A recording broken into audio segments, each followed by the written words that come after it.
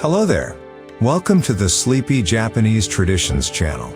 I'm so grateful you found your way here. Perhaps you've had a busy day in the waking world, or perhaps you're looking for a quiet, rhythmic place to rest your thoughts. Either way, tonight's journey is crafted just for you. Tonight, we are drifting into the serene and timeless world of sake. While many know it simply as rice wine, its true essence lies in a delicate dance between nature, microbiology, and the patient hands of craftsmen. Beyond the simple combination of rice and water lies a story of ancient wisdom, a complex transformation that turns humble grains into a refined elixir known as the drink of the gods.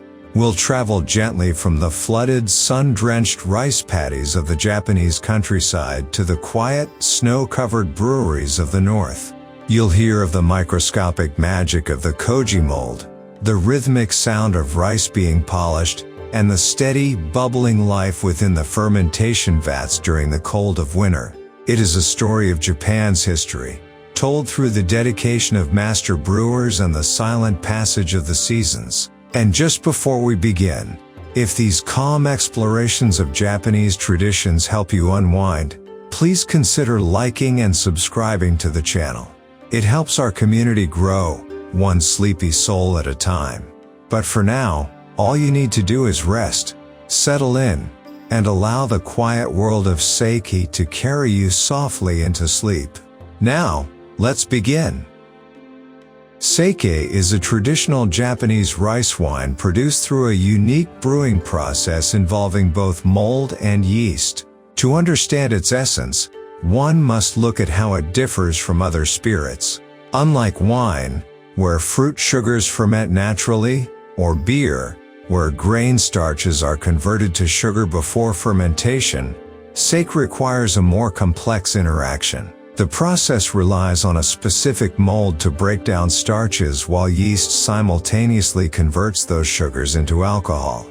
This intricate biological cooperation creates a beverage with a depth of flavor that has been refined over many centuries. For beginners, recognizing this fundamental difference is the first step in appreciating the sophisticated science and artistry hidden within every bottle of this iconic Japanese drink.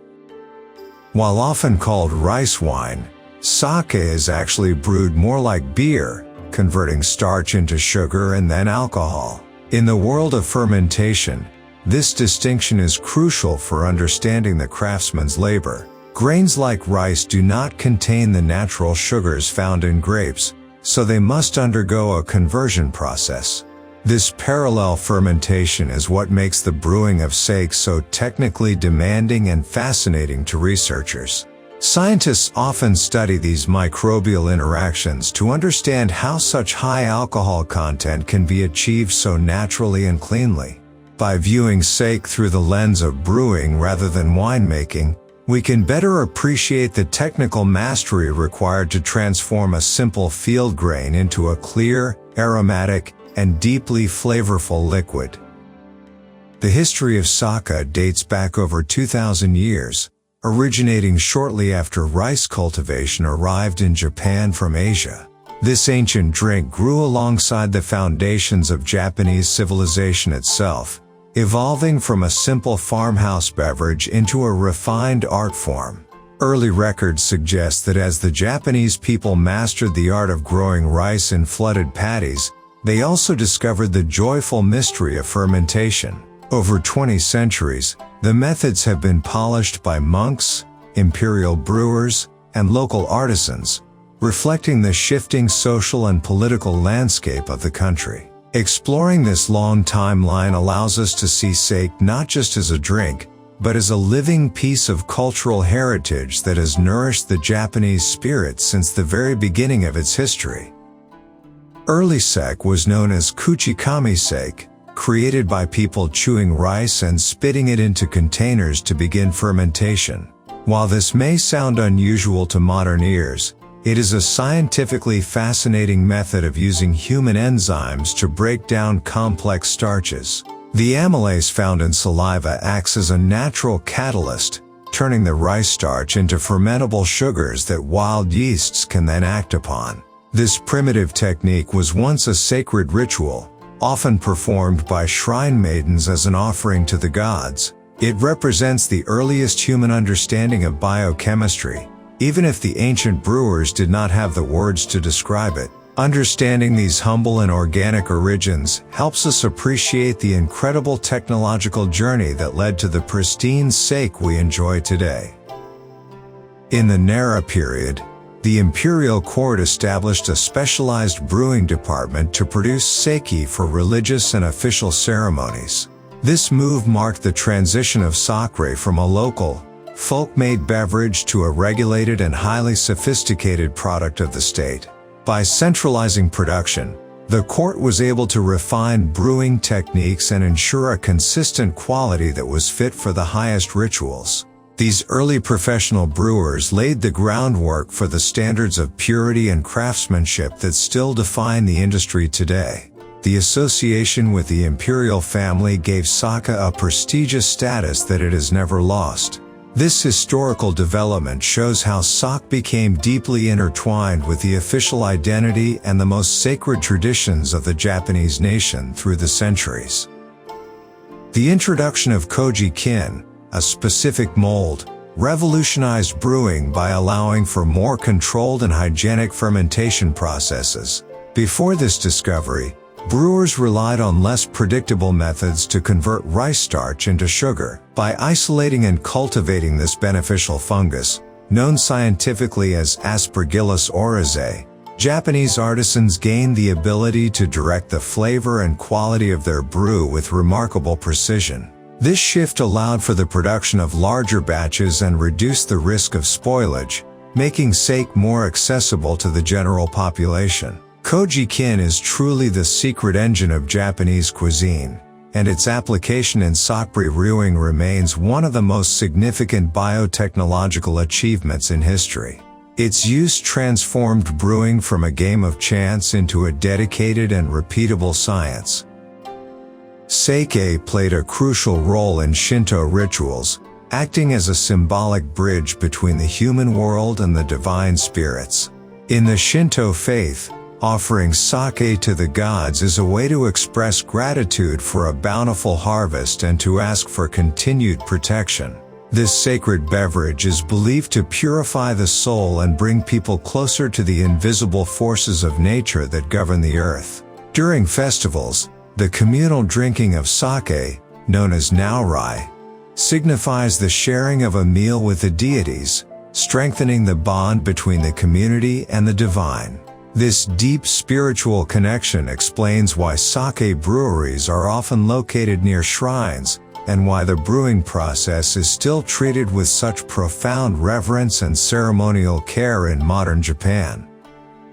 During the Edo period, seasonal brewing techniques were perfected, leading to the creation of the refined sake styles we enjoy today. As urban centers like Edo, now Tokyo, grew in size and wealth, the demand for high-quality sake increased significantly. Brewers discovered that working during the cold winter months prevented the growth of unwanted bacteria and allowed for a slower, more delicate fermentation process. This period saw the rise of professional brewing guilds and the development of the vertical rice polishing techniques that improved clarity and taste. The innovations of this era turned sake brewing into a highly specialized seasonal industry. Many of the fundamental rules and classifications used by modern connoisseurs were established during this vibrant time of cultural and economic growth in Japanese history. There are approximately 1,200 active sake breweries across Japan, each producing distinct regional flavors and styles.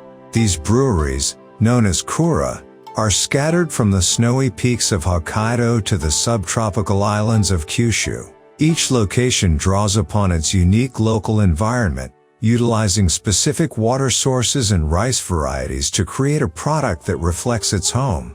This diversity is what makes exploring the world of sake so rewarding, as every bottle offers a taste of a particular landscape and tradition. Despite the challenges of the modern market, many of these breweries remain small, family-run operations that have preserved their secret recipes for generations. The sheer variety of active breweries ensures that the rich tapestry of Japanese sake continues to thrive and evolve.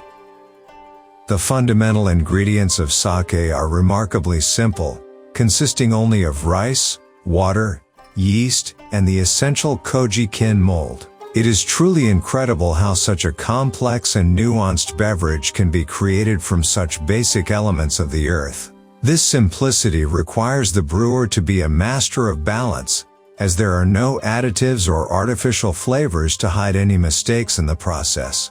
Each ingredient must be of the highest quality, and the way they interact is determined by the precise timing and temperature controlled by the brewer.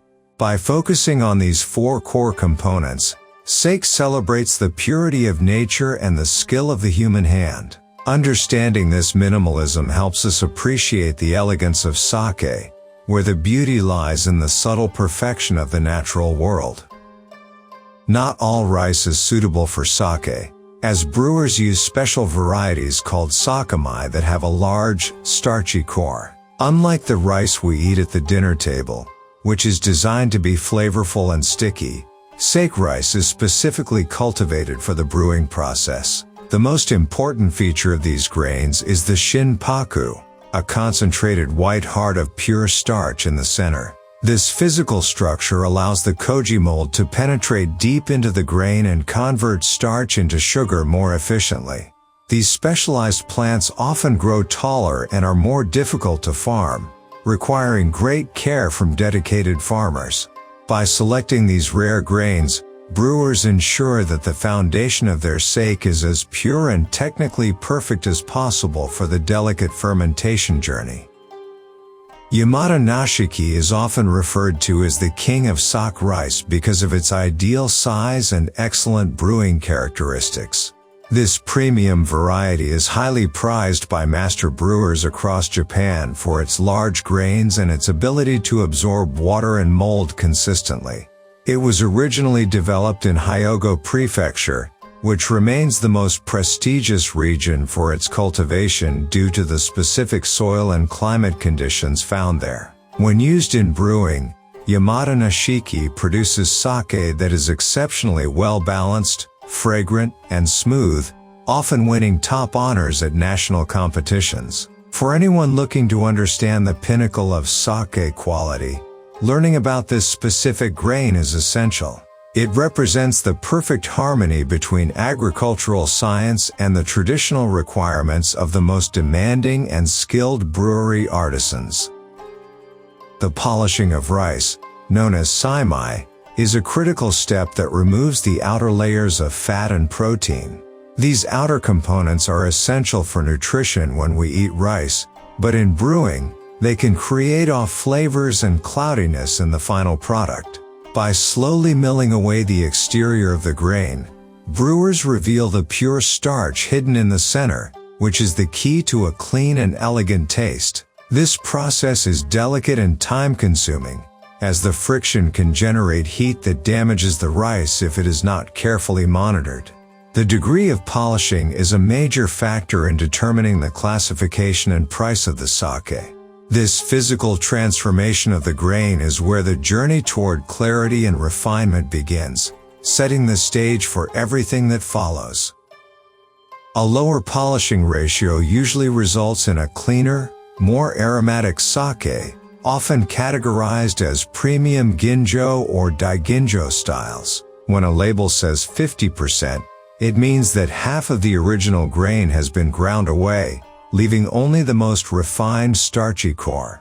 This extreme level of preparation requires specialized machinery and immense patience, but the result is a liquid that captures ethereal scents of fruit and flowers. These highly polished sakes are often lighter on the palate and possess a sophisticated complexity that appeals to wine lovers and connoisseurs alike. The ratio serves as a roadmap for the consumer, indicating the level of labor and the intended flavor profile of the bottle.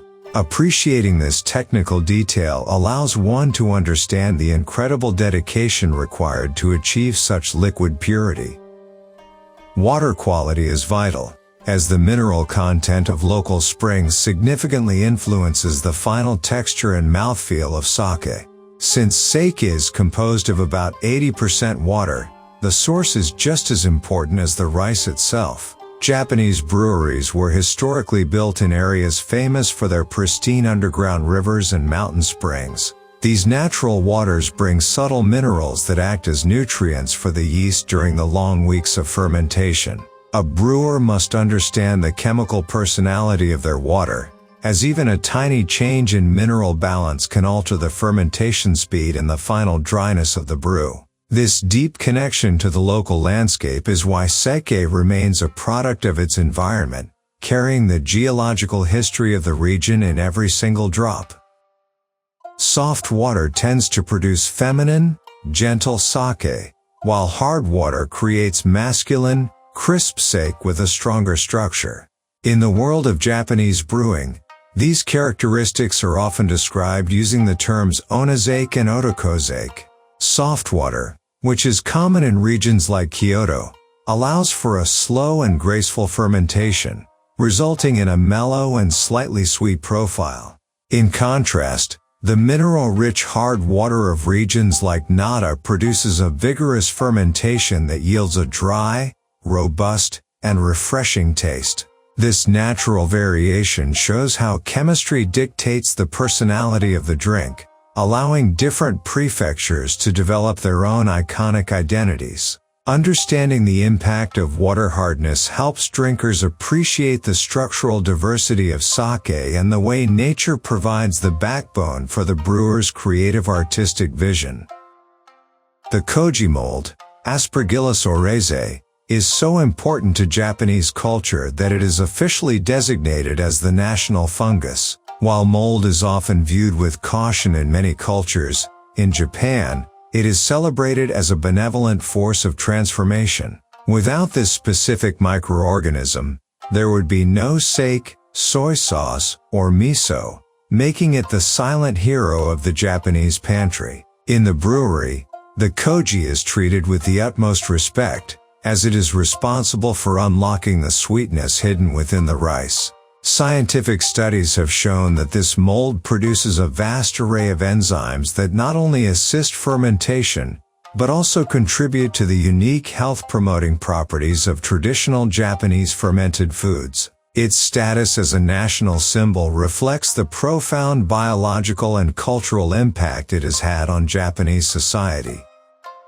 To make koji, steamed rice is inoculated with mold spores and kept in a warm, humid room for several days. This sacred space, known as the koji muro, is often lined with cedar wood to maintain a stable and fragrant environment. The brewers must work through the night, hand-turning the rice and monitoring its temperature to ensure the mold grows evenly and penetrates the heart of each grain. It is a labor-intensive process that requires intense focus and a highly developed sense of touch, as the brewer can feel the health of the batch through their fingertips. This stage is widely considered the most important part of the entire brewing cycle, famously captured in the phrase first koji, second yeast, third brewing.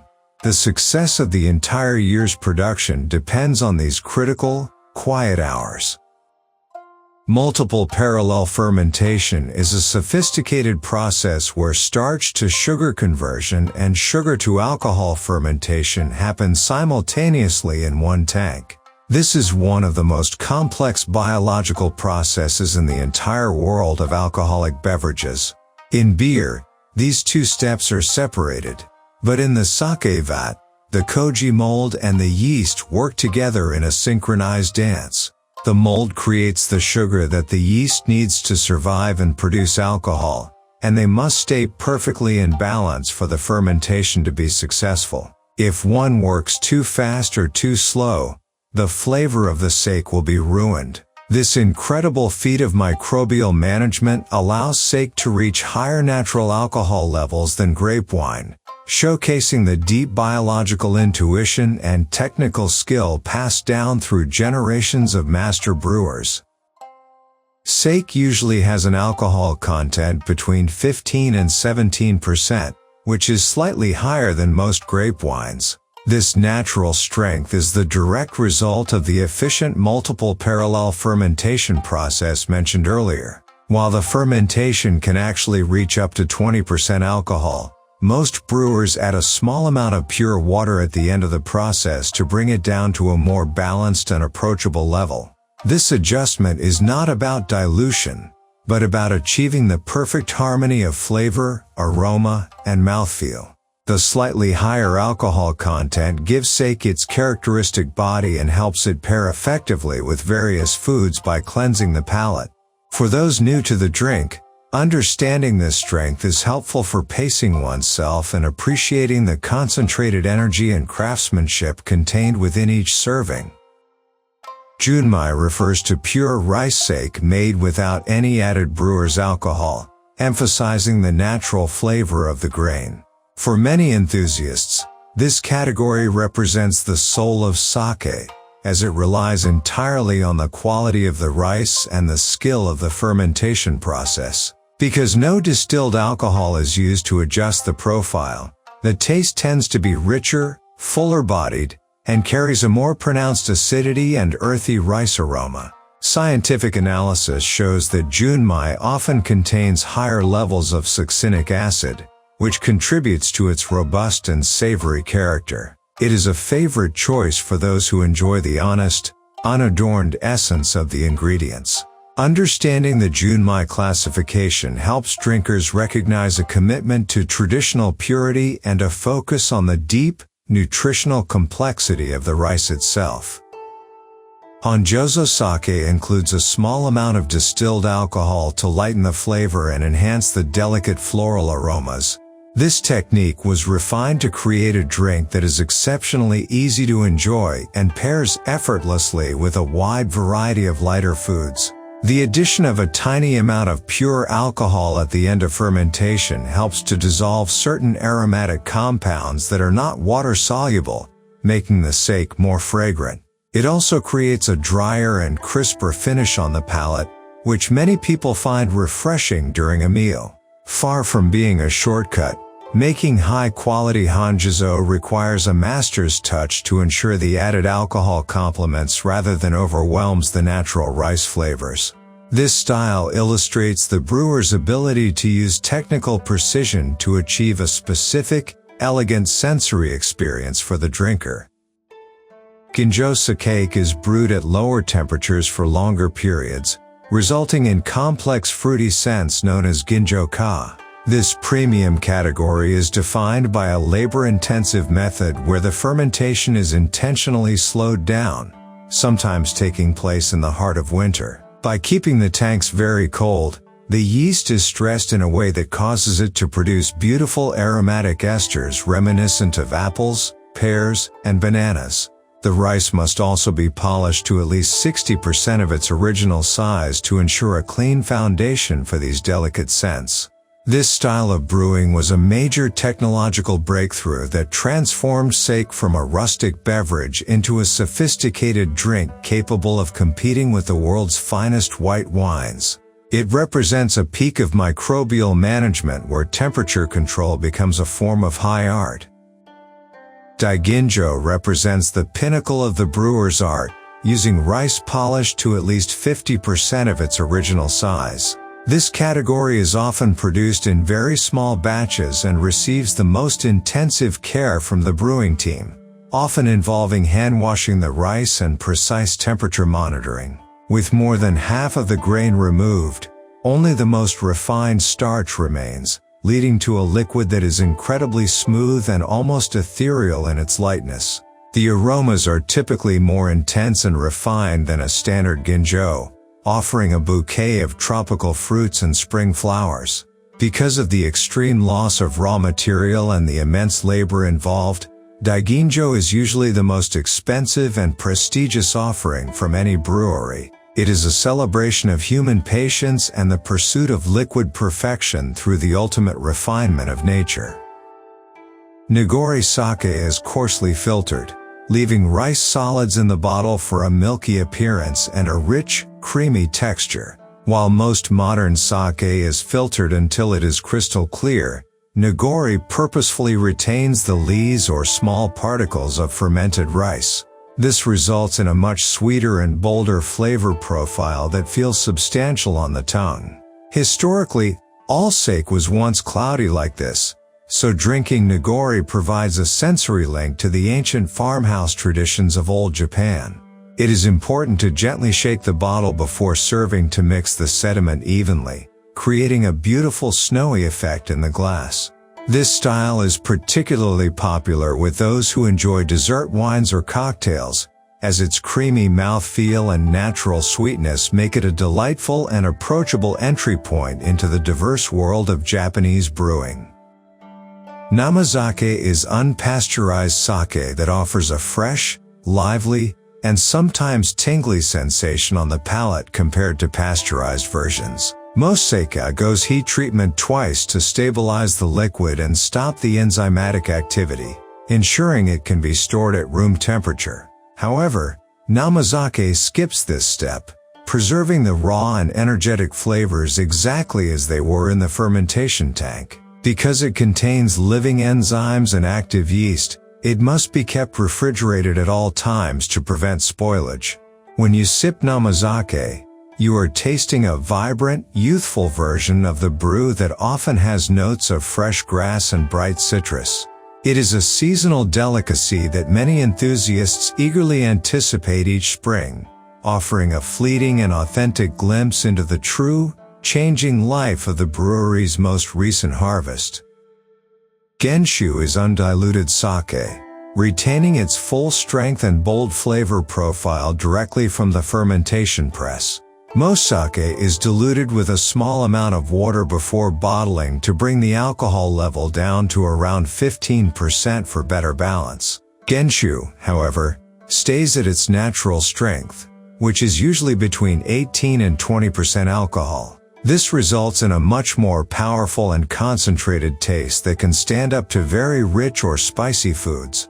Many connoisseurs enjoy Genshu on the rocks, as the melting ice slowly reveals different layers of complexity and makes the high alcohol content more approachable.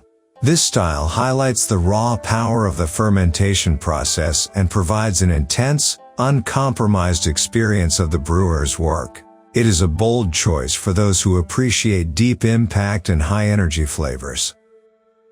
Sparkling sake has gained popularity recently, utilizing secondary fermentation in the bottle similar to the traditional methods used for champagne.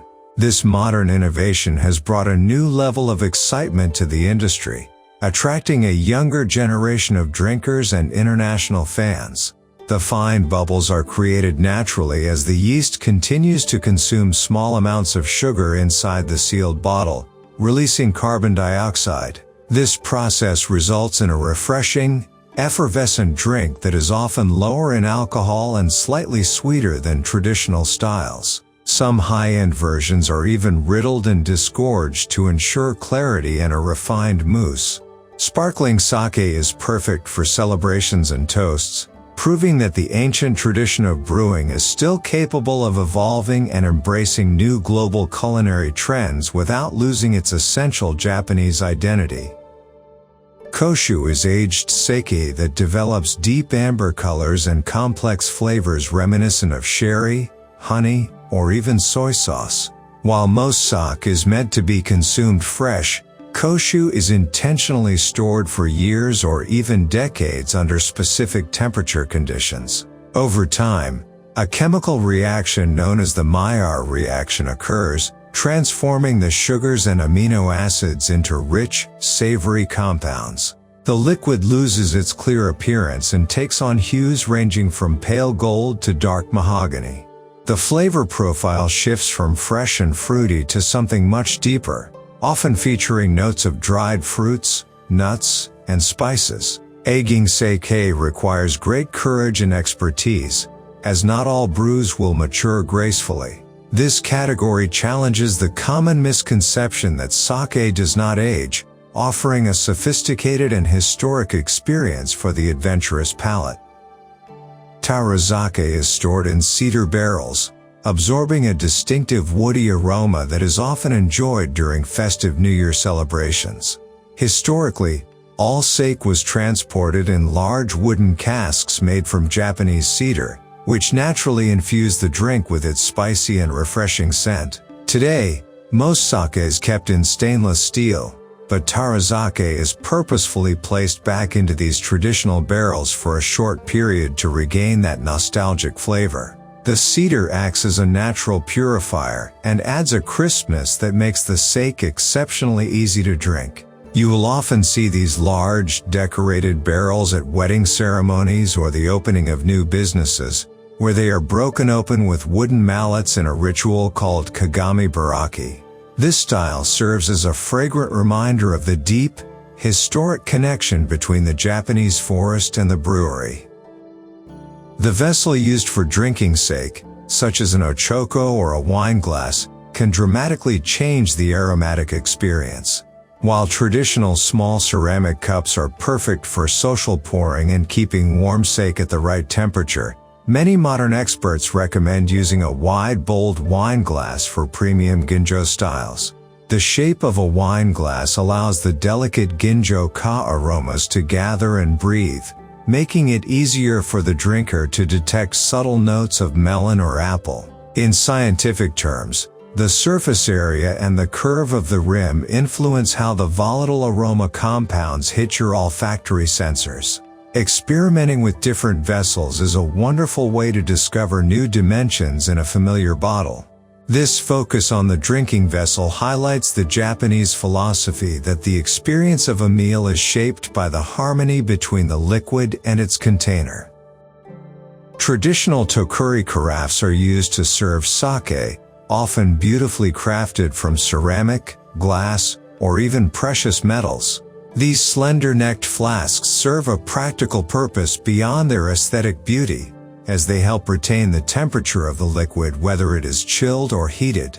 In a formal Japanese setting, the tokuri is placed on the table, and guests use it to fill each other's cups, fostering a sense of community and shared rhythm. Some carafes are designed with a small whistle inside that sounds like a bird when the sake is poured, adding a touch of whimsy to the dining experience. The material of the tokuri can even subtly affect the taste. For instance, tin carafes are believed to mellow the flavor of the sake. Choosing the right carafe is an essential part of the art of hospitality, reflecting the care and intention of the host. Sake is unique among alcoholic beverages because it can be enjoyed at many temperatures, ranging from chilled to quite warm.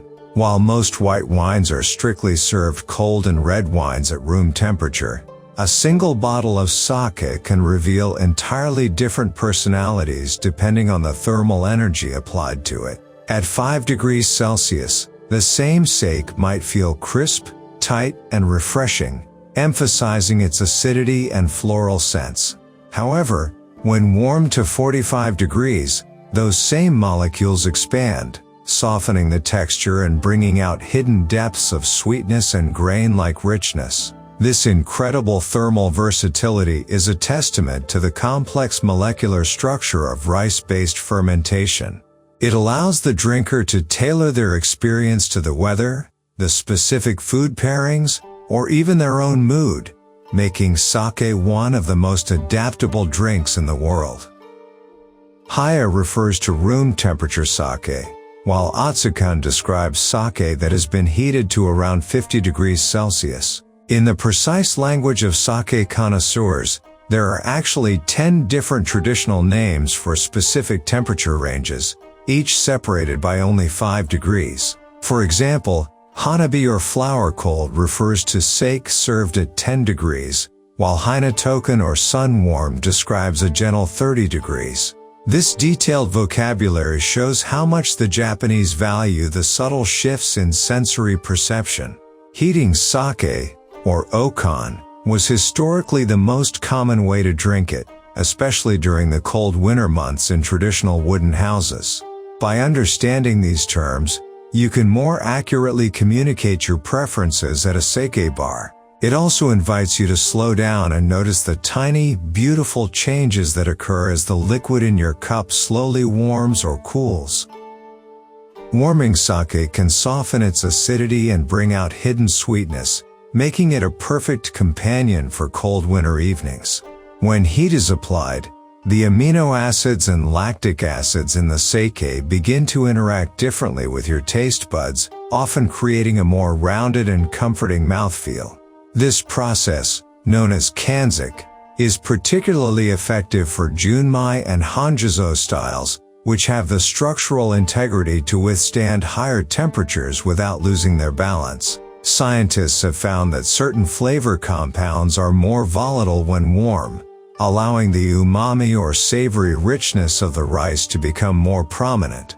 There is something deeply soothing about holding a warm ceramic cup in your hands while the steam carries the scent of toasted grain to your nose. It is a sensory experience that emphasizes comfort, tradition, and the quiet joy of a slow, thoughtful winter meal. The etiquette of pouring sake for others is a vital social gesture in Japan, symbolizing respect and building strong communal bonds.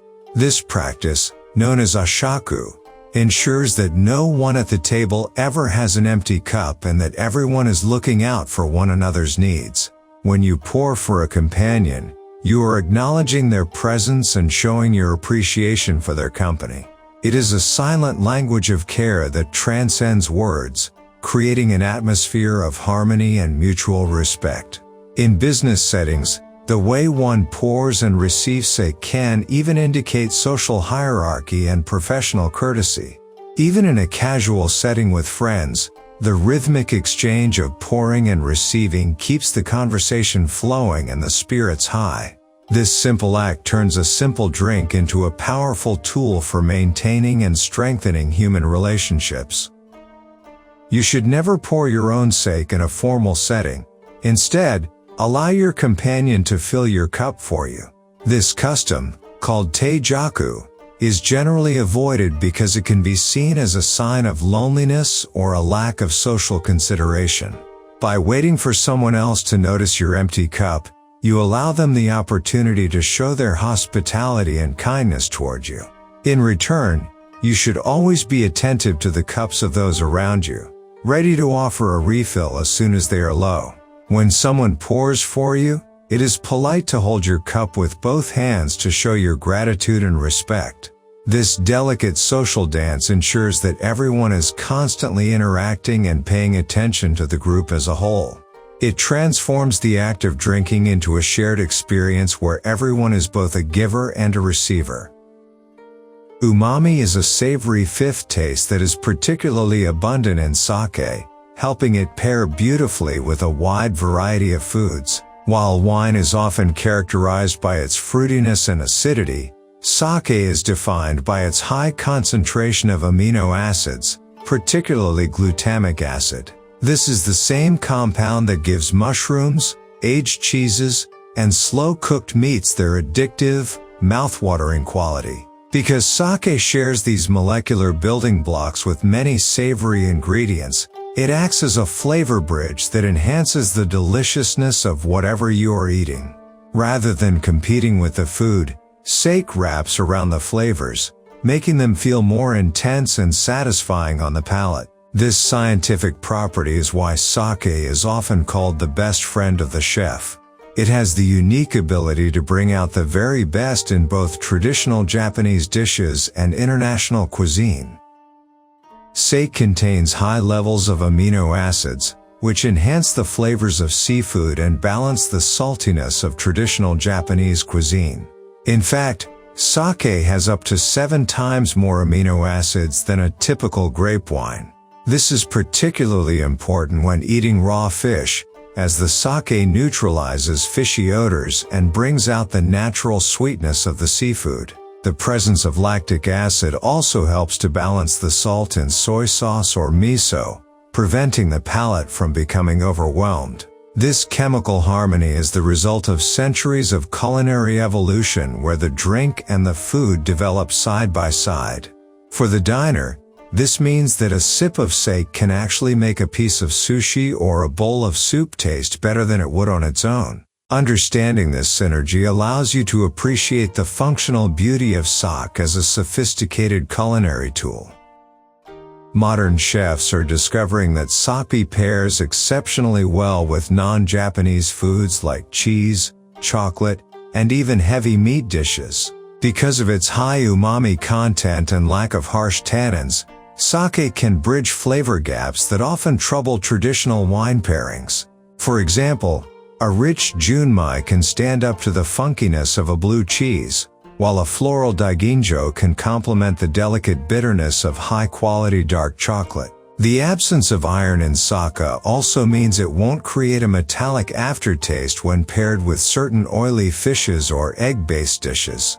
This versatility is causing a global revolution in fine dining, with top restaurants in Paris, New York, and London adding sake to their tasting menus. As we look to the future, the boundaries of how and where we enjoy sake continue to expand, proving that this ancient tradition is perfectly suited for the modern, global palate. The head brewer in a sake brewery is called a toji, a highly respected position requiring decades of experience and intuition. The toji is much more than a manager. They are the spiritual and technical leader who oversees every delicate stage of the fermentation process. This role demands an extraordinary sensory ability to smell, taste, and even hear the health of the fermenting rice mash. Historically, a toji carried the unique secrets and techniques of their specific region, passing them down to apprentices through years of silent observation and hard labor. Even with modern technology, the final decisions on temperature and timing still rest on the toji's seasoned shoulders. Their wisdom is the thread that connects ancient traditions to the liquid in the bottle, ensuring that the soul of the brewery remains consistent year after year, through every change in the climate. Historically, toji and their brewing teams were migrant workers who traveled to breweries during the cold winter months to work. These craftsmen were often farmers or fishermen from northern regions who sought work during the snowy off-season when their own fields were dormant. They formed tight-knit guilds, such as the famous Nanbu or Ichigo schools, each with its own secret methods and distinct stylistic philosophy. Living together in the brewery dormitories for months at a time, these teams worked in total harmony, often singing traditional work songs to keep the rhythm of the labor. This seasonal migration created a unique culture of focused, high-stakes craftsmanship where the entire year's income depended on the success of the winter brew. This lifestyle fostered a deep sense of brotherhood and a profound spiritual dedication to the art of sake that still influences the industry's culture today. Scientific research has shown that the fermentation of sake produces unique peptides that may have various health benefits for the body. Beyond its cultural significance, sake is being studied for its potential effects on skin health, digestion, and even the prevention of certain lifestyle-related diseases. During the long brewing process, the yeast and koji mold break down rice proteins into smaller chains of amino acids that are easily absorbed by the human system. Some studies suggest that these components can help inhibit enzymes responsible for high blood pressure or provide antioxidants that protect cells from damage.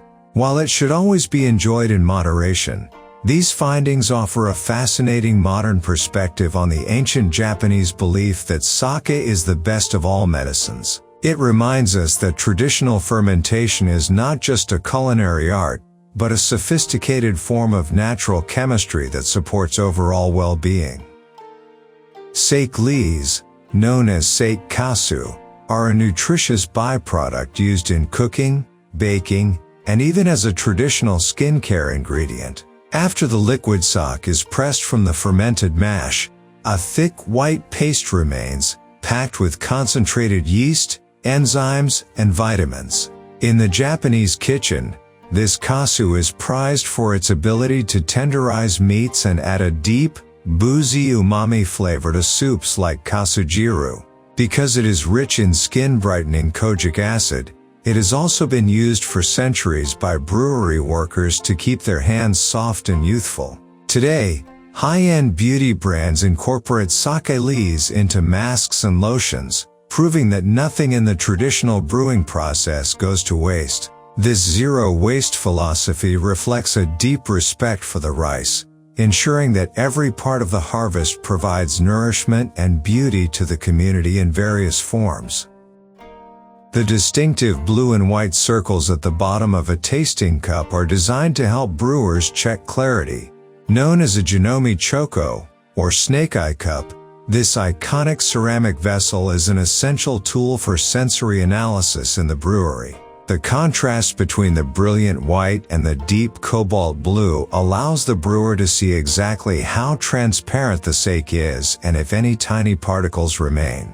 They also look for a slight yellow or amber tint, which can indicate the maturity of the sake or the specific type of rice used. While modern laboratories use lasers and sensors to measure clarity, the human eye and a simple blue and white cup remain the gold standard for many traditional artisans. Holding this cup connects the drinker to the professional world of the brewery, inviting them to look as closely and carefully as the master brewer does during a tasting. Every year on October 1st, Japan celebrates Nihonshu no Hai, or Sake Day, to mark the traditional start of brewing. This date was chosen because it aligns with the arrival of the new rice harvest and the beginning of the cooler weather necessary for controlled fermentation. Historically, the characters used in the Chinese zodiac to represent the 10th month also resemble a traditional sake jar, further cementing the connection. On this day, enthusiasts all over the world raise a glass at the same time to honor the hard work of the brewers and the beauty of the national drink. It is a day of gratitude, reflection, and community, where people share their favorite bottles and toast to a successful and safe upcoming brewing season. Celebrating this day helps to keep the rhythm of the traditional calendar alive in our fast-paced, modern world, connecting us to the seasonal cycles. Sujidama are large balls made of cedar twigs hung outside breweries to signal the arrival of freshly pressed new sake. When a new batch of sake is completed in the winter, the brewery replaces the old, brown ball with a bright green one made of fresh cedar needles. This serves as a natural, visual advertisement for the neighborhood, letting everyone know that the shinshu or new sake is finally ready to be enjoyed. The scent of the fresh cedar is also believed to have purifying properties, protecting the brewery from bad luck during the delicate stages of production. As the months pass, the green needles slowly turn brown, which serves as a biological clock indicating that the sake inside has aged and mellowed. This beautiful tradition turns the passage of time into a public art form, allowing the community to follow the life cycle of the sake simply by walking past. When the green needles of the Sujidama turn brown over time, it indicates that the sake has properly matured and aged. This natural color change is a perfect metaphor for the patience required in the world of Japanese brewing.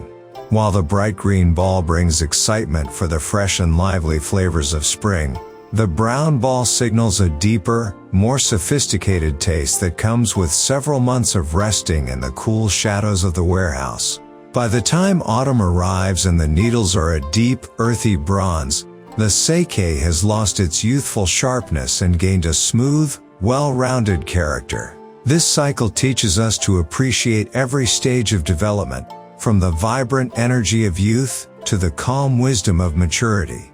It reminds the drinker that sake is a living product that breathes and changes, rewarding those who are willing to wait for the perfect moment of balance. The terroir of sake is increasingly recognized, as specific regions emphasize local rice varieties and indigenous yeast strains for uniqueness. Just like the famous wine regions of France, different parts of Japan offer distinct environmental conditions that shape the character of the brew. In the north, the heavy snow and pure mountain water often result in sake that is light, clean, and incredibly crisp. In contrast, the coastal regions may produce sakes with a subtle salinity or a more robust body that complements local seafood. Brewers are now working more closely than ever with local farmers to revive ancient, regional rice grains that were almost lost to history. This movement toward localism, or jizake, celebrates the unique geological and biological identity of each prefecture. It allows the drinker to travel across Japan through their palate, discovering the hidden stories and flavors that are unique to every corner of the archipelago. Sake yeast is not just for alcohol. Different strains produce aromas of green apple, banana, melon, or even tropical flowers. While the primary job of the yeast is to consume sugar and produce carbon dioxide and ethanol, the secondary byproducts are what create the complex bouquet of a fine sake. Scientists and brewers have spent decades isolating specific yeast strains, often giving them numbers like yeast number 7 or yeast number 9, which are now famous throughout the industry. Some modern brewers even hunt for wild yeasts on the petals of flowers like cherry blossoms or lilies to create entirely new flavor profiles. The choice of yeast is a critical artistic decision, as it determines whether the sake will be classically earthy or modern and aromatic. This microscopic worker is the true artist behind the scents we enjoy, proving that the smallest organisms can have the biggest impact on our sensory world. Brewing sake requires extreme cleanliness, as any stray bacteria can easily ruin an entire batch of the delicate fermenting liquid. In a traditional brewery, workers undergo rigorous cleaning rituals, often changing into dedicated clothing and white rubber boots before entering the production areas. This obsession with hygiene is not just about modern standards, it is a fundamental requirement of the multiple parallel fermentation process. Because the koji mold and yeast grow in a warm, nutrient-rich environment, the space is also vulnerable to wild, unwanted microbes that can produce sour flavors or off aromas. By maintaining a pristine environment, the brewers ensure that only the chosen microorganisms are allowed to thrive. This disciplined approach to cleanliness reflects the Shinto values of purity and order, transforming the brewery into a sacred space where the transformation of rice can occur without any outside interference or corruption. The koji room, or muro, is the sacred heart of the brewery where temperature and humidity are monitored around the clock. This specialized chamber is typically constructed using thick walls and lined with aromatic cedar wood, which helps naturally regulate moisture levels. Inside the muro, the temperature is kept significantly higher than the rest of the brewery to encourage the vigorous growth of the Aspergillus oryzae mold. Brewers often enter this room every few hours, even in the middle of the night, to check the progress of the koji rice by touch and smell. The air inside is heavy with the sweet, chestnut-like aroma of the growing mold, creating an atmosphere that feels both scientific and spiritual. Mastering the environment of the muro is the most challenging task for any apprentice, as the success of the entire brewing season depends on the quality of the koji produced here. Modern technology, including temperature-controlled stainless steel tanks, has allowed for high-quality sake production throughout the entire calendar year. Traditionally, brewing was restricted to the winter months when the naturally cold air acted as a preservative. However, the introduction of advanced refrigeration and insulation has liberated brewers from the constraints of the seasons. These modern tanks allow for precise adjustments to the fermentation curve, resulting in more consistent and refined products. Some forward-thinking breweries now utilize computer-monitored sensors that track yeast activity in real time, providing data that was previously only available through human intuition. While some purists prefer the traditional seasonal rhythm, this technological evolution ensures that fresh, premium sake can be enjoyed by consumers regardless of the time of year. It represents a successful marriage of ancient biological wisdom and the cutting-edge mechanical engineering of the 21st century. Despite modernization, many boutique breweries still perform labor-intensive tasks by hand to ensure the highest possible quality for their products. For these traditionalists, The physical connection between the brewer and the ingredients is something that machines simply cannot replicate. Tasks like washing the rice in small batches, carrying heavy trays of koji, and stirring the fermentation vats with long wooden paddles are seen as essential for feeling the state of the brew. Handcrafted sake often possesses a unique character and soul that reflects the specific energy and intention of the brewing team. These small-scale operations prioritize excellence over volume, often producing only a few thousand bottles each year. By choosing to work by hand, these artisans preserve the human element of the craft, ensuring that the ancient spirit of Japanese brewing remains vibrant and personal in an increasingly automated and fast-paced global world. The concept of rice polishing was originally done by foot pedal mortars before the invention of modern high-speed vertical milling machines. In the old days, achieving a high degree of polishing was an incredibly slow and physically demanding process that could take many days of constant labor. Because the friction of the heavy stones could easily break the fragile grains, the level of refinement was much lower than what we see today. The invention of the vertical milling machine in the early 20th century was a turning point, allowing brewers to remove more of the outer husk without shattering the starchy core. This technological jump directly led to the birth of the elegant ginjo and daiginjo styles that define the premium market today. Understanding this history helps us appreciate that the clarity and fruitiness of modern sake are actually the result of a long journey of mechanical innovation and human persistence. Shizuku sake is collected drop by drop from hanging bags, using only gravity to filter the liquid without any mechanical pressure. In this traditional and luxurious method, the finished fermentation mash is placed into heavy cloth bags which are then suspended from a sturdy rack. Instead of using a powerful hydraulic press, the brewer simply waits for the clear sake to seep through the fabric and fall into a collection vessel below.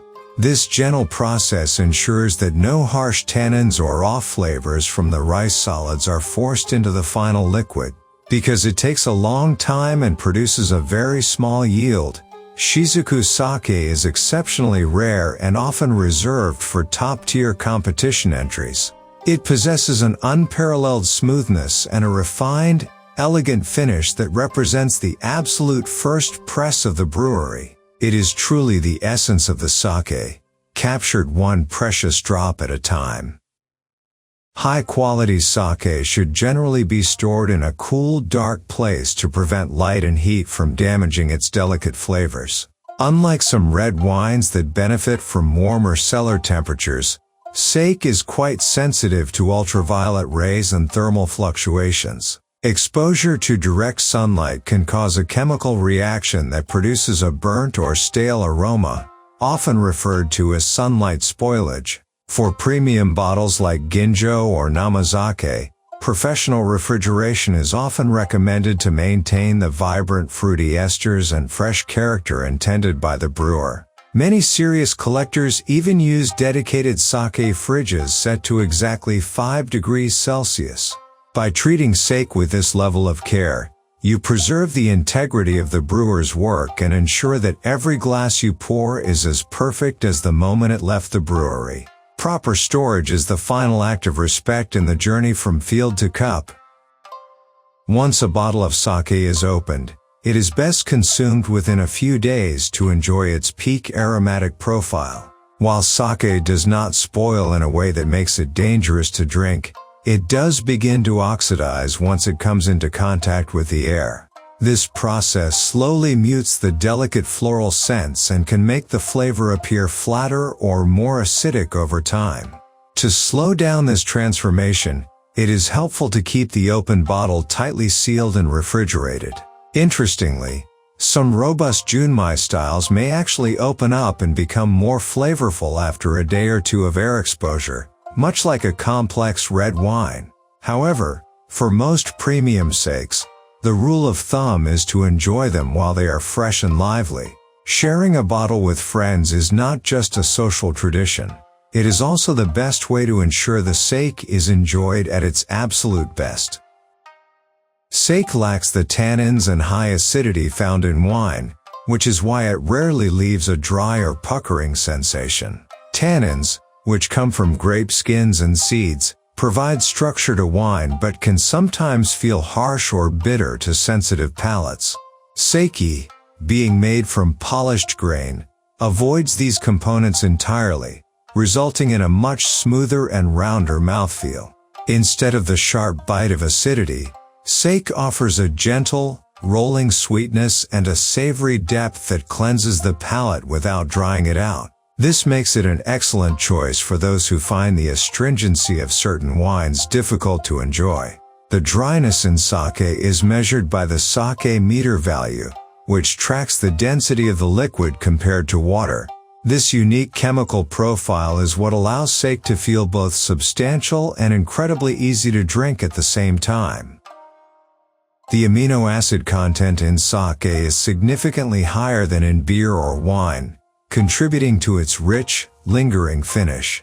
While wine is often admired for its length based on acidity and tannins, sake's persistence comes from its deep umami core. These amino acids are produced by the koji mold as it breaks down the rice proteins, creating a complex liquid that actually nourishes the taste buds. When you swallow a high-quality sake, the flavor doesn't simply disappear. It leaves a savory, warming glow in the back of the throat. This richness is why sake is often described as having body or amplitude, even when it is physically as light as water. For the drinker, this means that even a small sip provides a satisfying and multi-layered experience. Appreciating this concentration of flavor helps one understand why sake has been cherished as a gourmet beverage for over 2,000 years. Many younger Japanese people are rediscovering sake through trendy sake bars that offer flights and creative food pairings in cities. For several decades, sake was often perceived as a drink for the older generation, but a modern revival is changing that narrative rapidly. New establishments in Tokyo and Osaka focus on stylish interiors, knowledgeable staff, and approachable tasting sets that allow customers to explore different regions easily. These bars often feature collaborative events with local farmers or highlight limited edition bottles from experimental young brewers. By stripping away the intimidating formalities of the past, these venues make the world of rice wine accessible to a new demographic of curious drinkers. This cultural shift is vital for the survival of the industry, as it fosters a fresh appreciation for traditional craftsmanship through a contemporary and social lens that resonates with modern urban lifestyles. International demand for sake has surged, with exports reaching record highs as people worldwide appreciate its complexity and cultural depth. What was once a niche beverage found only in Japanese restaurants is now a regular feature on the menus of Michelin-starred establishments globally. From New York to Paris, sommeliers are recognizing that sake offers a unique flavor profile that can complement a vast range of global cuisines. This global expansion has encouraged many breweries to provide multilingual labels and more detailed information about their brewing processes. The recognition of sake as a protected geographical indication has also helped maintain quality standards in the international market. This growing global community of enthusiasts is helping to sustain many rural breweries that might otherwise have struggled, proving that the local traditions of Japan have a universal appeal that transcends borders and languages. Sake breweries are often historical landmarks, featuring beautiful traditional architecture that has survived for several hundreds of years of history. These structures, known as kura, are typically built with thick white plaster walls and dark wooden beams designed to maintain a stable internal temperature. Walking into an ancient brewery feels like stepping back in time, as the air is often filled with the faint, sweet scent of cedar and fermenting rice. Many of these buildings are designated as important cultural properties, reflecting the architectural wisdom of the Edo and Meiji periods. The design is not just aesthetic. Every window and door is strategically placed to manage airflow and humidity for the delicate mold. Preserving these historic sites is essential for maintaining the authentic atmosphere of the brewing craft. They serve as physical monuments to the generations of artisans who have dedicated their lives to perfecting the national drink of Japan. Some breweries have started using organic rice and natural yeast to appeal to environmentally conscious consumers and traditionalist craft enthusiasts. This back-to-basics movement seeks to minimize the use of chemicals in the fields and the laboratory, relying instead on the inherent strength of the ecosystem. By using heritage rice varieties grown without synthetic fertilizers, brewers believe they can capture a truer sense of the land's terroir. Similarly, allowing wild yeast from the brewery's own air to start the fermentation process results in a more unpredictable and complex flavor profile. This approach requires much higher levels of skill and risk, as the brewer has less control over the final outcome. However, the results are often remarkably deep and soulful sakes that tell a story of environmental harmony. This trend reflects a broader global movement towards sustainability and the celebration of raw, unmanipulated natural beauty. The term jizake refers to local sake, often produced in small quantities and deeply connected to the identity of a town. In the past, transport was difficult, so people naturally drank the sake brewed in their immediate vicinity using local water and rice. Today, jizake represents the pride of rural communities and the unique characteristics of their specific geography and climate. These small-scale breweries often focus on quality over quantity, producing limited batches that are sometimes only available within the prefecture. For the traveler, seeking out jizake is a way to connect with the local culture and support small family businesses that have stood for centuries. Each bottle of jizake serves as a liquid postcard, offering a sensory experience that is inseparable from the people and the landscape of its origin. It reminds us that even in a globalized world there is immense value in the specific and the local. Drinking sake at a Shinto wedding is a ritual called San Kudo, representing the formal sealing of the bond between families. In this beautiful ceremony, the bride and groom each take 3 sips from 3 different sized lacquered cups, totaling 9 sips. This number is considered auspicious in Japanese culture, symbolizing the building of a strong and lasting foundation for the new couple.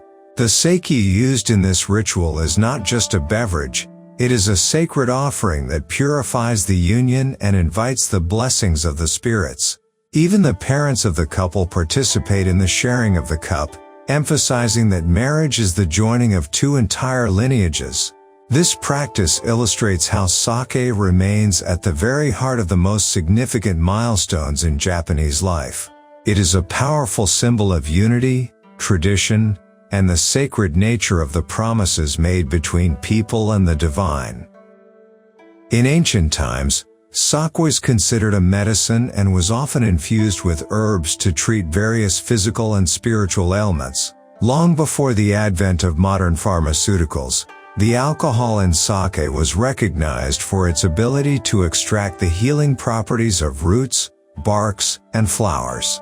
One famous example is toso, a spiced sake consumed on New Year's Day to ward off illness for the coming year. These medicinal brews were believed to invigorate the ki or life energy and promote a long, healthy life. Monks and healers would carefully blend ingredients based on the seasons to balance the body's internal heat and cold. While we now primarily enjoy sake for its flavor, this history as a tonic reminds us of its deep connection to health and vitality. It highlights the traditional Japanese view of consumption as a holistic practice where the boundaries between food, drink, and medicine are beautifully blurred. The subtle sweetness in sake comes naturally from the rice starch and is not the result of adding any extra sugars. During the complex fermentation process, the enzymes produced by the koji mold break down the long chains of rice starch into simple glucose. It is the brewer's skill to decide exactly when to stop this process to achieve the desired level of residual sugar. A sweet sake simply means that more of this natural rice sugar remains in the liquid after the yeast has finished its work. This sweetness is often balanced by a delicate acidity and a rich umami depth, preventing it from feeling cloying or heavy. Because the sugar is entirely grain-based, it possesses a clean and light quality that differs significantly from the sweetness found in fruit wines. Understanding this natural transformation allows one to appreciate the incredible potential of a single grain of rice to produce a spectrum of flavors. Sake is a general term for alcohol in Japan. The specific name for rice wine is actually nihonshu or seishu. This linguistic distinction is important for anyone traveling in Japan or studying the culture deeply.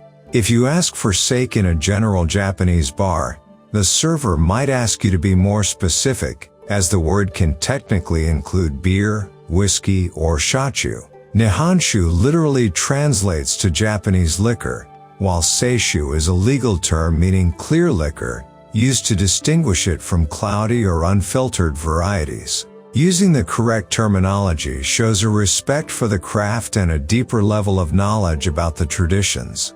This naming convention reflects the central role that rice wine has played in the country's history, essentially becoming synonymous with the concept of alcohol itself. Learning these names is a small but meaningful way to navigate the rich and diverse landscape of Japanese social and culinary traditions. Many sake bottles feature beautiful calligraphy on their labels, reflecting the artistic heritage and the specific philosophy of the brewery. The label is often the first point of contact between the brewer and the consumer, serving as a visual representation of the liquid inside. Bold, powerful brushstrokes might suggest a robust and traditional junmai, while delicate and modern designs often point toward a refined and aromatic daiginjo. Many breweries commission famous calligraphers to write the name of their brand, turning the bottle into a piece of art that can be appreciated even before it is opened. Beyond the aesthetics, the label provides essential technical information, such as the rice variety, polishing ratio, and the name of the toji. For the enthusiast, studying these labels is a way to learn about the history and the values of the brewery. It reminds us that in Japan, the presentation of a product is just as important as the product itself. The fragrance of sake can be categorized into four main types: fragrant, light, rich, and aged, helping consumers make choices. In the professional world of sake tasting, this classification system is known as the four-type flavor profile, or kunshu, soshu, junshu, and jukushu. Fragrant sake like daiginjo offers floral and fruity notes, while the light category includes refreshing sakes like honjizo. Rich sakes are typically full-bodied junmai with a strong rice presence, and aged sakes offer the complex, earthy depth of mature years. This system was developed to help both professionals and beginners navigate the vast array of choices by grouping them by sensory characteristics rather than just technical specifications. By identifying which quadrant a bottle falls into, you can more easily predict how it will feel in your mouth and which dishes it will best complement on the dining table. A sake sommelier, or kiki sakeshi, is an expert trained to describe flavors and recommend the perfect sake for any occasion. These professionals undergo rigorous training to understand not only the brewing process but also the history, chemistry, and etiquette of service. A true kiki sakeshi can detect subtle flaws in a batch and articulate the complex layers of aroma and taste that a casual drinker might miss. They act as essential guides in the modern dining world, helping to bridge the gap between traditional breweries and contemporary consumers. Their role is particularly important in international settings, where they translate the nuances of Japanese culture into a language that global wine lovers can understand. By consulting a sake sommelier, you can discover hidden gems that perfectly match your personal taste, turning a simple dinner into a deep and educational journey through the various regions of Japan. Some breweries are experimenting with aging sake in wine barrels to create hybrid flavors that appeal to global wine lovers. This modern trend involves taking a finished sake and allowing it to rest in oak barrels previously used for Chardonnay, Pinot Noir, or even bourbon. The sake absorbs the tannins and vanillin compounds from the wood, adding layers of toast, vanilla, and spice that are not naturally found in traditional rice-based fermentation. This cross-cultural experimentation is pushing the boundaries of what sake can be, creating unique products that feel familiar to Western palates while retaining their Japanese soul. While traditionalists might see this as a departure from purity, many see it as a vibrant evolution that invites new audiences to experience the versatility of rice wine. It showcases the innovative spirit of modern brewers who are willing to look outward and blend global techniques with their ancient, local heritage.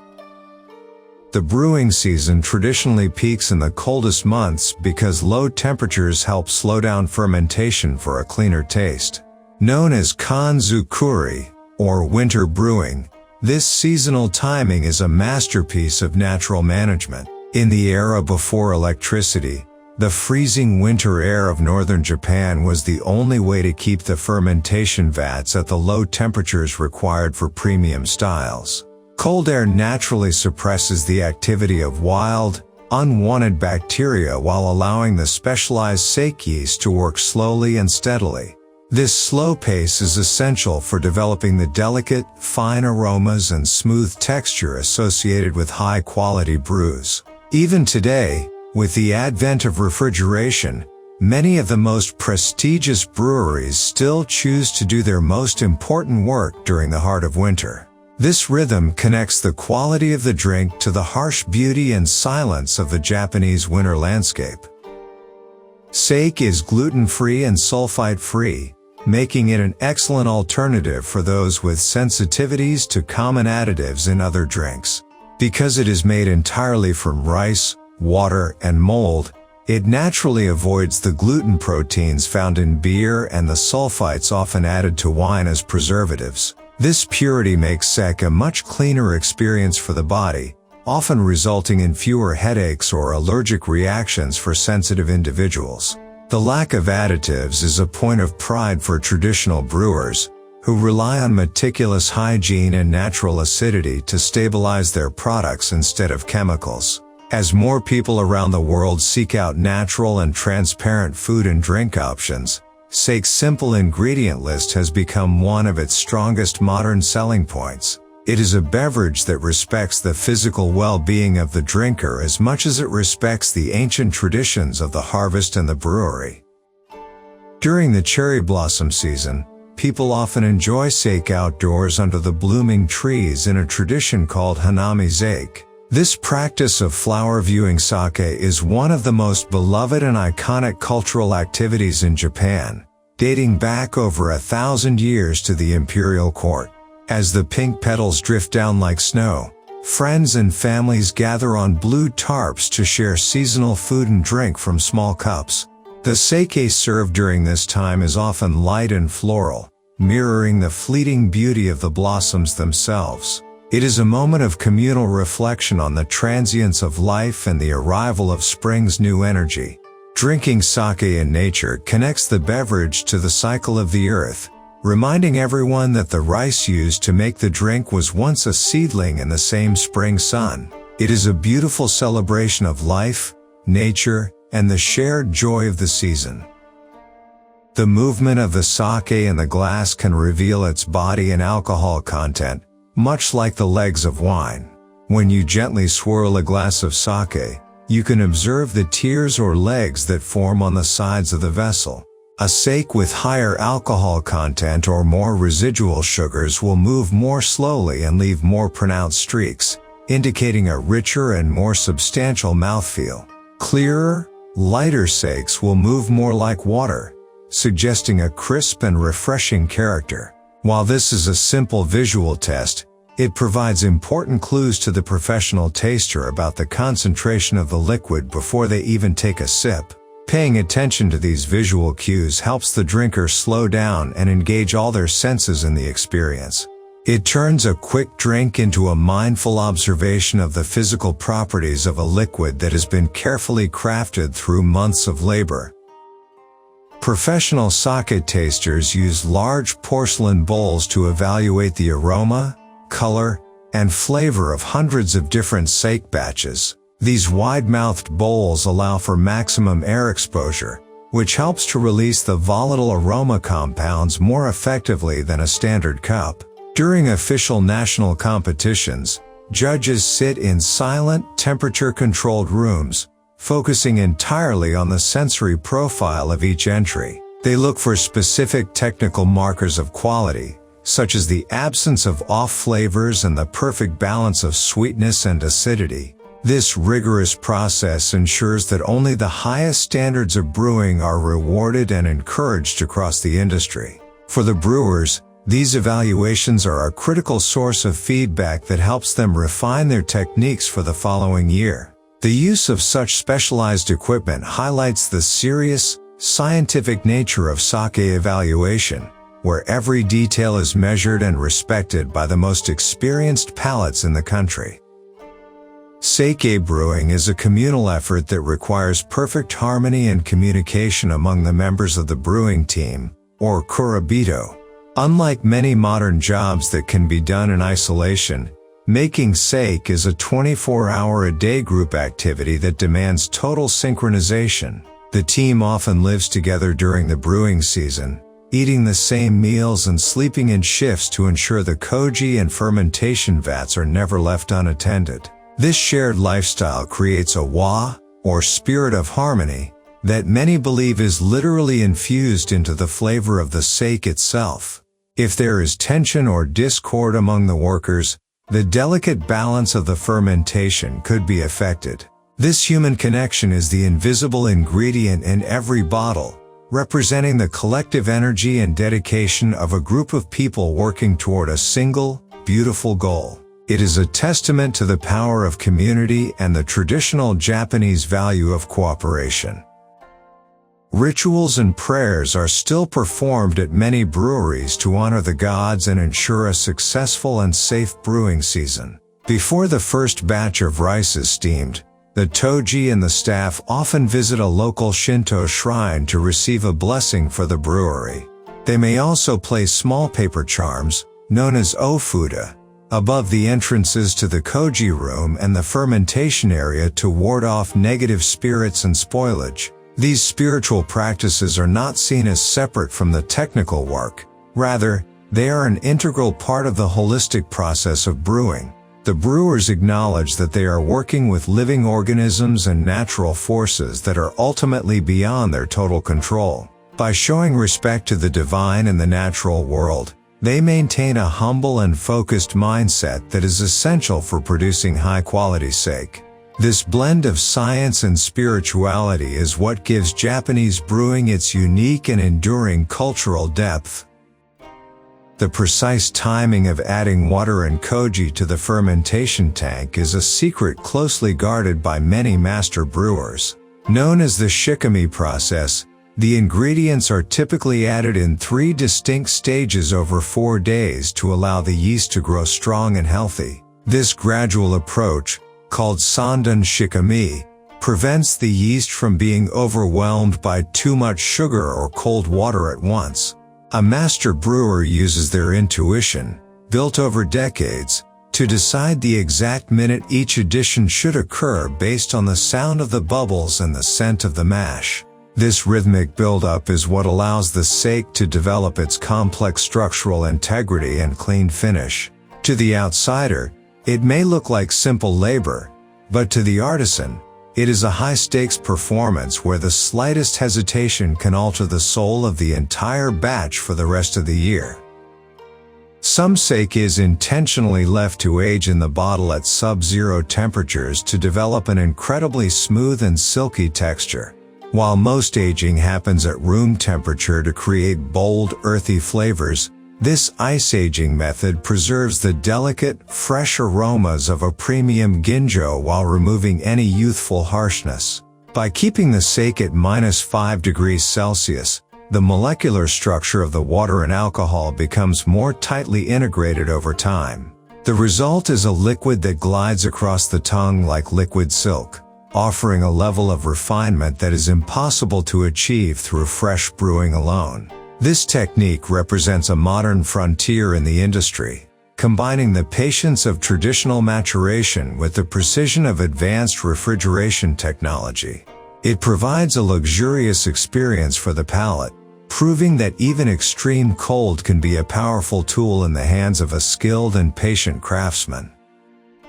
The acidity in sake, while lower than wine, plays a vital role in cutting through the richness of fatty fish dishes.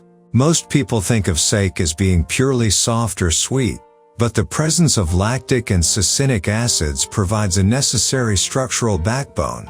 These organic acids act like a gentle knife, slicing through the oils of tuna or salmon and refreshing the mouth for the next bite. Scientific studies show that these acids also help to enhance the savory umami flavors of the food, creating a more intense and satisfying dining experience. Unlike the sharp citric acidity found in white wines, the acidity in sake is more rounded and subtle, making it much easier to pair with a wide range of delicate ingredients.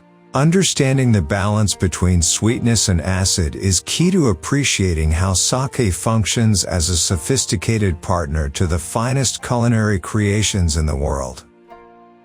Sake competitions are held annually in Japan to award the most exceptional brews with prestigious gold and silver medals of honor. The most famous of these is the annual Japan Sake Awards, which has been running for over 100 years to promote the improvement of brewing techniques. During these events, hundreds of bottles are blind tasted by the nation's most experienced government researchers and master brewers. Winning a gold medal is a source of immense pride and can instantly elevate a small, unknown brewery to national fame. These competitions encourage a healthy spirit of rivalry and innovation, pushing the entire industry toward higher levels of purity and aromatic excellence. For the consumer, a metal sticker on a bottle serves as a reliable mark of technical perfection. It reminds us that behind every great bottle is a team of artisans striving for a level of quality that is recognized by the highest authorities in the land. The angel's share in aged sake refers to the small amount of liquid that evaporates during the long maturation process. This term, borrowed from the world of whiskey and wine, acknowledges the natural loss of volume as the sake breathes through its container over many years. As the water and alcohol slowly escape, the remaining liquid becomes more concentrated, dark, and syrupy, gaining incredible depth and a variety of complex flavor notes. This evaporation is seen by brewers not as a loss, but as a necessary sacrifice to the heavens in exchange for the transformation of the brew. The result of this patient waiting is a rare and precious liquid that carries the concentrated essence of a decade or more of history. Drinking an aged sake is a way to taste the passage of time itself, appreciating the slow and silent work of the atmosphere as it refines the humble gift of the rice. Traditional sake cups made of tin are prized because they are believed to purify the water and improve the overall taste. Tin is a highly conductive metal that has been used in Japanese drinking vessels for centuries, especially for serving sake to the nobility and in sacred shrine rituals. Because tin does not rust and has subtle ionic properties, it is said to remove the harshness from the alcohol, making the sake feel much mellower and rounder on the palate. Furthermore, a tin cup can be quickly chilled or warmed, allowing the drinker to maintain the perfect temperature until the very last drop is finished. Modern craftsmen still hand-hammer these beautiful vessels, combining ancient metallurgical wisdom with contemporary design. Using a tin cup adds a tactile and historical dimension to the drinking experience, connecting the user to a long lineage of artisans who believed that the material of the cup was just as important as the liquid inside. The yeast used in brewing can sometimes be recovered from flowers, adding a unique floral characteristic to the finished sake product. Traditionally, brewers used brewery yeast that lived in the rafters of the building, but modern scientists have discovered how to isolate active yeast from the petals of wildflowers like abelia, rhododendron, and carnations. This flower yeast often produces incredibly vibrant and pretty aromas that are quite different from the classic, earthy scents of traditional rice wine. It allows a brewery to create a bouquet in a bottle, appealing to those who enjoy the fragrant complexity of aromatic white wines. This innovation bridges the gap between the forest and the fermentation vat, bringing a touch of the Japanese spring into the glass. It showcases the endless curiosity of Japanese researchers who continue to look to the natural world for new ways to delight and surprise the modern enthusiast's palate. Many breweries are passed down through generations of the same family, maintaining traditions that are hundreds of years old today. In the world of sake, it is not uncommon to find a brewery being run by the 14th or even the 20th generation of the same founding lineage. This continuity ensures that the secret recipes, the unique house style, and the relationship with local farmers remain intact through the centuries. The current head of the family, known as the Kuramoto, carries the heavy responsibility of honoring their ancestors while also adapting to the challenges of the modern global market. This multi-generational commitment creates a deep sense of trust and reliability, as the family name is literally on the line with every bottle produced. For the drinker, knowing the history of the family behind the sake adds a layer of human story and emotional depth that makes each sip feel like a connection to a living piece of Japanese history. Learning about sake provides a deeper understanding of Japanese geography, as the climate of each prefecture shapes the rice and water. From the rugged snowy mountains of Akita to the sunny, coastal plains of Okayama, the land dictates what kind of sake can be made. In the north, the long winters lead to slow fermentations and light, crisp flavors, while the warmer south often produces bolder and richer styles. Each region also has its own preferred rice varieties that have been specially bred to survive and thrive in that specific soil.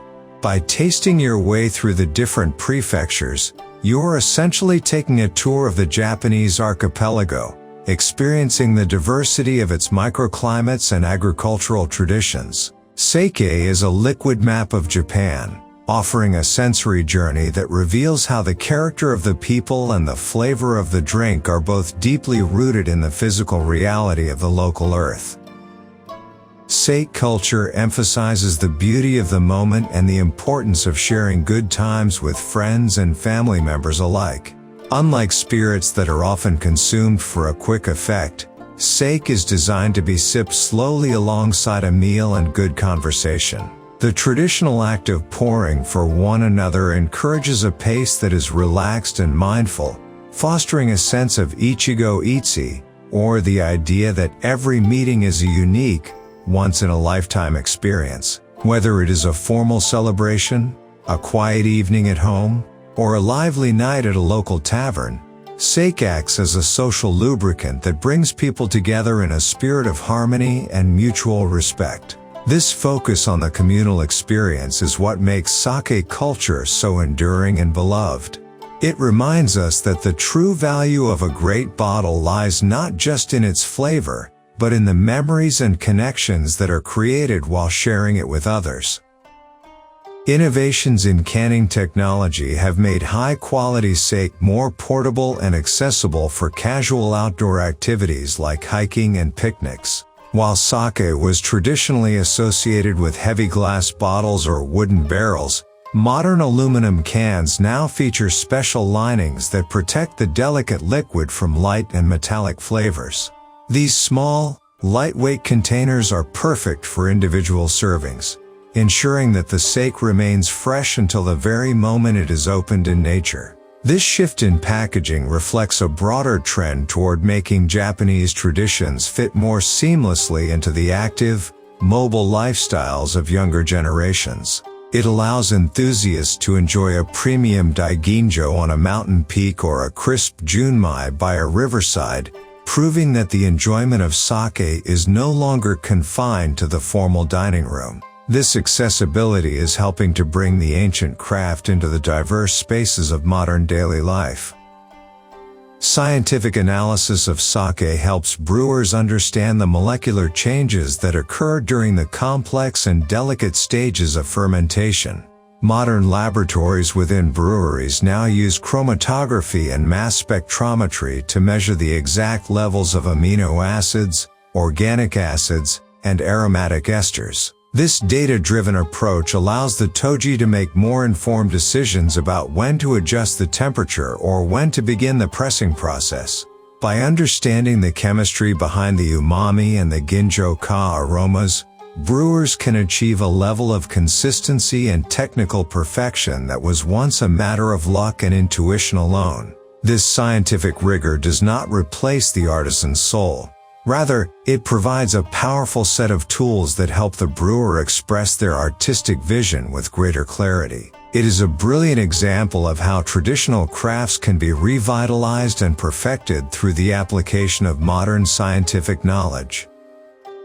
The revival of ancient rice varieties that were once extinct is giving modern brewers new tools to create historic flavor profiles. During the industrialization of the 20th century, many low-yield regional rice grains were abandoned in favor of more productive and standardized varieties. However, a new movement of rice archaeology has seen brewers and farmers working together to grow these heritage grains from just a few remaining seeds found in research banks. These ancient varieties often possess unique chemical properties and husk thicknesses that produce flavors completely different from modern premium sakes. Using these grains is a way for a brewery to reclaim its local history and offer something truly distinctive in a crowded global market. It represents a deep respect for biodiversity and a desire to preserve the genetic heritage of the Japanese countryside. Every bottle made from these revived grains is a bridge connecting the modern palate to the flavors of the past. Sake tourism is growing, with visitors traveling to remote villages to tour historic breweries and taste exclusive, locally made batches. Many traditional breweries have opened their doors to the public, offering guided walks through the koji rooms and cellar spaces that were once strictly off-limits to outsiders. These tours provide a rare opportunity to see the artisans at work and to understand the physical labor and environmental conditions that shape the final product. Often, these breweries have tasting rooms where visitors can try limited edition sakes that are never exported or sold in major cities. This direct connection between the producer and the consumer fosters a much deeper appreciation for the craft and supports the economies of rural Japanese communities. For the traveler, it is an immersive cultural experience that combines history, architecture, and gastronomy, leaving them with a profound and personal story to tell about the liquid in their glass. Understanding the labor-intensive process of sake production fosters a profound respect for the artisans who dedicate their lives to brewing. When you realize that every batch of sake requires months of constant monitoring, sleepless nights in the koji room, and the physical strain of handling heavy rice trays, the liquid becomes much more than just an alcoholic beverage. It is a physical manifestation of human endurance, precision, and a deep-seated passion for excellence. The toji and their teams work in harmony with microscopic organisms, guiding a natural process that is both volatile and beautiful. This level of dedication is a hallmark of Japanese craftsmanship, where the pursuit of perfection is seen as a lifelong journey rather than a destination. Recognizing this effort allows the drinker to approach each cup with a sense of gratitude, savoring not just the flavor, but the very spirit of the people who brought it to life. Sake is not just a drink, it is a liquid reflection of Japan's soul, history, and its enduring connection to the land. From the sacred rituals of the imperial court to the lively street festivals of the common people, it has been a constant companion to the Japanese experience for millennia. It captures the purity of the water, the character of the soil, and the changing rhythm of the 4 distinct seasons. Every element of its production is steeped in cultural values like harmony, cleanliness, and respect for nature. As Japan continues to evolve in the modern era, sake remains a vital anchor that keeps the nation connected to its agricultural and spiritual roots. To drink sake is to participate in a living tradition that is both ancient and contemporary, offering a profound insight into the identity and the heart of the Japanese archipelago. Future developments in sake brewing may include more sustainable practices that protect the water sources and rice paddies for future generations.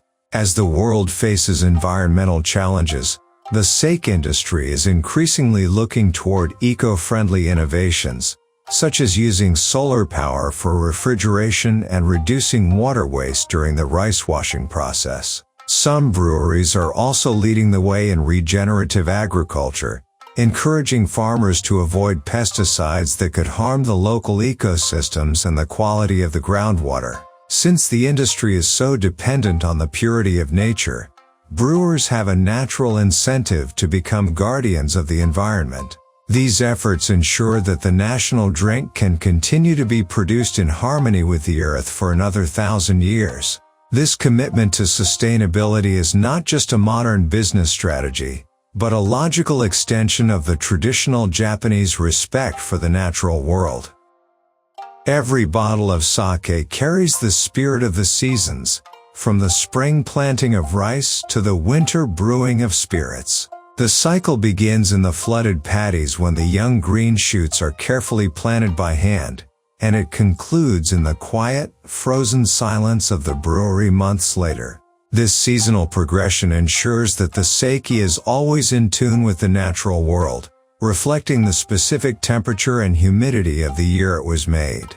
Even the time spent resting in the warehouse allows the sake to breathe with the changing weather, slowly reaching its peak maturity as the autumn leaves begin to fall. This deep seasonality is what makes sake feel so alive and dynamic compared to mass-produced beverages. It serves as a rhythmic reminder of our own connection to the Earth's cycles, inviting us to slow down and appreciate the slow, steady passage of time. Exploring the world of sake is a lifelong journey of discovery that continually rewards the curious and the patient palate alike. With thousands of breweries and an endless variety of rice, water, and yeast combinations, there is always something new to learn and a different flavor profile to experience. You might spend years mastering the nuances of a single region, only to discover a revolutionary new technique being pioneered in a completely different part of the country. This constant evolution is what keeps the culture of sake so vibrant and exciting for connoisseurs and casual drinkers alike. Each new bottle is an invitation to explore a different facet of Japanese history, geography, and artistic philosophy. It is a journey that requires an open mind and a willing heart, leading to a deeper understanding of the subtle complexities that make life, and the drinks we share, so truly remarkable. As you sip sake, you are tasting a centuries-old tradition that continues to evolve and flourish in the modern world today. This final realization brings a sense of completeness to the experience, knowing that you are part of a lineage of drinkers that stretches back to the dawn of Japanese civilization. The same basic biological transformations that fascinated the ancient court are still happening in modern breweries, guided by the same spirit of dedication and wa. Sake has survived wars, economic shifts, and changing tastes by remaining true to its core identity while being brave enough to innovate. It stands as a testament to the resilience of Japanese culture and its ability to find beauty in the simplest of ingredients. By appreciating sake, you are helping to ensure that this magnificent art form continues to thrive, bringing joy, harmony, and a taste of the divine to future generations across the globe. Perhaps you'll look at a simple cup of sake a little differently now, noticing the seasons captured in the fragrance of the rice, the centuries of tradition in the clarity of the liquid, and the quiet craftsmanship in every subtle note of umami. Sake is a harmony of nature and time, a bridge between the cold, pure mountain springs and the golden harvest of the sun-drenched fields. As you drift toward sleep, let these thoughts settle softly. Breathe deeply and allow the gentle, rhythmic world of the brewery to carry you into rest. Imagine the quiet, snow-covered roof of an ancient kura, the sweet scent of steaming rice rising into the cold night air, the soft sound of water trickling from a mountain stream, and the peaceful, focused energy of the brewers working in the heart of winter. Let these sensations blur and fade as sleep approaches, as balanced and serene as the flavors that have nourished us tonight. If you happen to still be awake, you can go ahead and rest your eyes and drift away. But if your mind is growing quiet, if your body feels heavy and relaxed, let yourself surrender to sleep. Close your eyes, breathe slowly, and allow everything to fall away. Drift into the deep, into the stillness, into the peaceful, golden embrace of the harvest. Rest now. Let the stories of the rice and the winter brewing settle into your dreams, and may you wake refreshed, ready to taste the world anew. Good night.